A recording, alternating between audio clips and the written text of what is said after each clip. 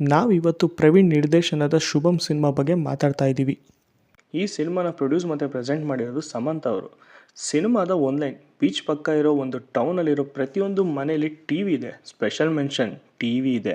ಆದರೆ ರಾತ್ರಿ 9ರಿಂದ 9:30 ಆ ಮನೇಲಿರೋ ಗಂಡಸರೆಲ್ಲ ಈಚೆ ಇರ್ತಾರೆ.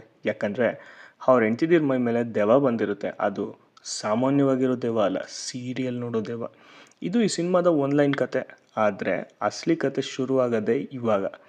3 ಜನ ಬೆಸ್ಟ್ ಫ್ರೆಂಡ್ಸ್, ಅವ್ರಿಗೆಲ್ಲರಿಗೂ ಮದುವೆ ಆಗಿರುತ್ತೆ. ಅದರಲ್ಲಿ ನಮ್ಮ ಹೀರೋ ಆ ಏರಿಯಾದಲ್ಲಿ ಸ್ವಂತವಾಗಿ ಕೇಬಲ್ ನಡೆಸ್ತಾ ಇರ್ತಾನೆ. ಅವನಿಗೆ ಅಪೋನೆಂಟ್ ಆಗಿ ಒಬ್ಬ ಡಿಶ್ ಕುಮಾರ್ ಇರ್ತಾನೆ. ಈ ಕ್ಯಾರೆಕ್ಟರ್ ನಿಮ್ಮ ಕ್ಲೈಮ್ಯಾಕ್ಸಲ್ಲಿ ಒಳ್ಳೆ ಎಂಟರ್ಟೈನ್ಮೆಂಟ್ ಕೊಡುತ್ತೆ. ಹೀರೋಗೆ ಒಳ್ಳೆ ಹುಡುಗಿನ ನೋಡಿ ಮದುವೆನೂ ಮಾಡ್ತಾರೆ. ಆದರೆ ಫಸ್ಟ್ ನೈಟಲ್ಲಿ ಎಲ್ಲ ರೆಡಿಯಾಗಿ ಇನ್ನೇನು ಶುರು ಆಗಬೇಕು ಅನ್ನೋಷ್ಟರಲ್ಲಿ ಟಿ ವಿಲಿ ಒಂದು ಸೀರಿಯಲ್ ಬರುತ್ತೆ. ಸೀರಿಯಲ್ ಬಂದಿದ್ದು ಹೆಂಡತಿ ಮೈ ಮೇಲೆ ದೆವ್ವನೂ ಬರುತ್ತೆ. ಅವಳು ವಿಚಿತ್ರವಾಗಿ ಆಡೋಕ್ಕೆ ಸ್ಟಾರ್ಟ್ ಮಾಡ್ತಾಳೆ.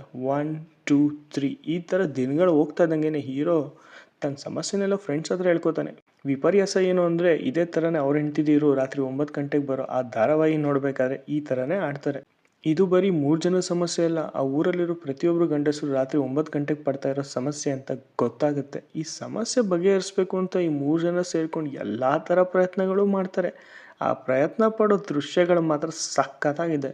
ತುಂಬ ಕಡೆ ನಗಿಸ್ತಾರೆ, ಕೆಲವು ಕಡೆ ಭಯಪಡಿಸ್ತಾರೆ. ಈ ಸಿನಿಮಾದಲ್ಲಿ ಹಲವು ಕಡೆ ಸೀರಿಯಲ್ ದೃಶ್ಯಗಳು ಬರುತ್ತೆ. ಸಿನಿಮಾ ನೋಡಿ ನಾನೆಷ್ಟು ಖುಷಿ ಪಟ್ಟನೋ ಅದಕ್ಕಿಂತ 10ರಷ್ಟು ಖುಷಿ ಪಟ್ಟಿದ್ದು ಆ ಸೀರಿಯಲ್ ದೃಶ್ಯಗಳು ನೋಡಬೇಕಾದ್ರೆ. ಸ್ಪೆಷಲ್ ಮೆನ್ಷನ್ ಆ ಸೀರಿಯಲ್ ನಟ ನಟಿ ಬಹಳ ಖುಷಿ ಕೊಟ್ಟರು. ಕಮಿಂಗ್ ಟು ದ ಪಾಯಿಂಟ್, ಈ ದೆವ್ವ ಹಿಡಿದು ಹೆಂಡತಿರ ಸಮಸ್ಯೆಗೆ ಪರಿಹಾರ ಹುಡ್ಕೊಂಡು ಮಾಯಾ ಹತ್ರ ಬರ್ತಾರೆ. ಈ ಮಾಯಾ ಕೊಡೋ ಟ್ವಿಸ್ಟ್ ಕೇಳಿ ಇವರೇ ಶಾಕ್ ಹೋಗ್ತಾರೆ. ವಿಶೇಷ ಪಾತ್ರದಲ್ಲಿ ಸಮಂತ ನಟಿಸಿದ್ದಾರೆ. 2-3 ದೃಶ್ಯಗಳಲ್ಲಿ ಬಂದು ಹೋದ್ರೂ ಒಂದು ಮಟ್ಟಕ್ಕೆ ಚೆನ್ನಾಗಿದೆ. ಸಿನಿಮಾ ಇನ್ನೇನು ಕೊನೆ ಅಂತ ಬರೋಷ್ಟರಲ್ಲಿ ತಮ್ಮ ಹೆಂಡತಿರ ಹತ್ರ ಸಮಸ್ಯೆನ ಡಿಸ್ಕಷನ್ ಮಾಡ್ತಾರೆ. ಇದಕ್ಕೇನಾದರೂ ಮಾಡಿ ಒಂದು ಪರಿಹಾರ ಕಂಡುಹಿಡಿಬೇಕು ಅಂತ ಡಿಸೈಡು ಆಗ್ತಾರೆ. ಕೊನೆಗೆ ಆ ಪರಿಹಾರನೂ ಕಂಡುಹಿಡಿತಾರೆ. ಆ ಪರಿಹಾರ ಏನು ಅಂದರೆ ಮುಳ್ಳಿಂದನೇ ತೆಗಿಬೇಕು. ಈ ಕತೆಗೆ ಏನು ಬೇಕೋ ಆ ಪಾತ್ರಗಳು ಏನು ಕೊಡುತ್ತೋ ಅದಕ್ಕೆ ಪ್ರತಿಯೊಬ್ಬರು ಕಲಾವಿದರು ಮತ್ತು ತಂತ್ರಜ್ಞರು ನ್ಯಾಯ ಒದಗಿಸಿದ್ದಾರೆ. ಈ ಸಿನಿಮಾನ ಸೀರಿಯಲ್ ಇಷ್ಟಪಡೋರು ಮತ್ತು ಇಷ್ಟಪಡದಿರೋರು ಇಬ್ಬರು ನೋಡಬೇಕು. ಯಾಕಂದರೆ ಈ ಸಿನಿಮಾ ಮಾಡಿರೋದೇ ನಿಮಗೋಸ್ಕರ. ಧನ್ಯವಾದಗಳು.